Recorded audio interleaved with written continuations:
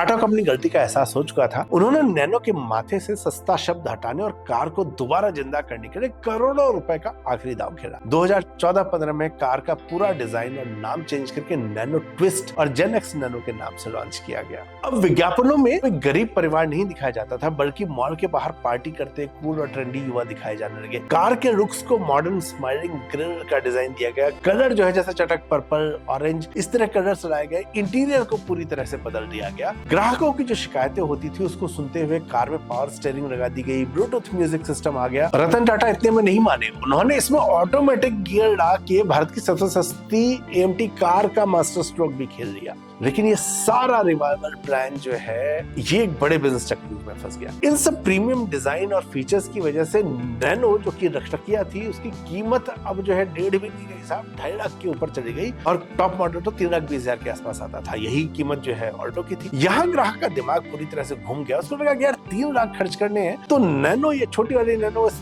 रूप से क्यों रही। मार्केटिंग का एक उसूल है कि आप फर्स्ट इंप्रेशन जो है ना वो बदलने का दूसरा मौका आसानी से नहीं मिलता। नैनो भी जो है अपनी सस्ती पहचान तो खो चुकी थी, लेकिन महंगी होने के बाद वो मुकाबला नहीं कर पा रही थी। नैनो लगातार घाटे में चल रही थी, लेकिन रतन टाटा के लिए सिर्फ एक बिजनेस नहीं था, उनकी आत्मा का एक हिस्सा था। वो इसे किसी कीमत में बंद नहीं करना चाहते थे। लेकिन साल 2012 में एक बड़ा मोड़ आया जब टाटा ग्रुप की कमान गई साइरस मिस्त्री के हाथों में। उन्होंने आते ही देखा कि यार नैनो प्रोजेक्ट जो है ना टाटा मोटर्स के कैश को दीमक की तरह खाए जा रहा है। मिस्त्री ने कहा कि नहीं, भावनाओं में बह के घाटे का धंधा नहीं चला सकते, सिर्फ नैनो को बंद कर देना चाहिए। रतन टाटा को साइरस मिस्त्री की बात अपने सपने के चोट जैसी लगी और ये जो टकराव हुआ ये नैनो तक सीमित नहीं रहा, बल्कि टाटा सन्स जो कि एक बहुत अच्छे कॉर्पोरेट कल्चर के लिए जाना जाता था, वहां की सबसे जहरीली कॉर्पोरेट जंग में बदल गया। इस वैचारिक मतभेद के कारण अक्टूबर 2016 में साइरस मिस्त्री को अचानक टाटा के चेयरमैन पद से बर्खास्त कर दिया। साइरस मिस्त्री तो चले गए, लेकिन बाजार का जो सच था वो चेंज नहीं हो पाया। डिजाइन बदलने, ऑटोमेटिक गियर लाने के बावजूद नैनो के खरीदार पूरी तरह से खत्म हो चुके थे।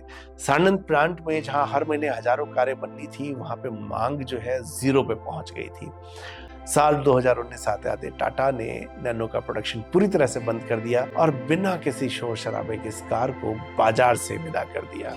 आज टाटा मोटर्स भारत की सबसे सफल ईवी और एसयूवी बनाने वाली कंपनी बन चुकी है, लेकिन इतिहास में नैनो का वो पन्ना आज भी एक अधूरे ख्वाब की तरह दर्ज है जिसको रतन टाटा ने अपने सपने की तरह सींचा था। एक गरीब परिवार को धूप और बारिश से बचाने के इरादे से शुरू हुआ रतन टाटा का ये इमोशनल सफर इस बात का बिजनेस सबक है कि मार्केटिंग में कभी कभी सस्ता होना ही सबसे महंगा चल जाता है।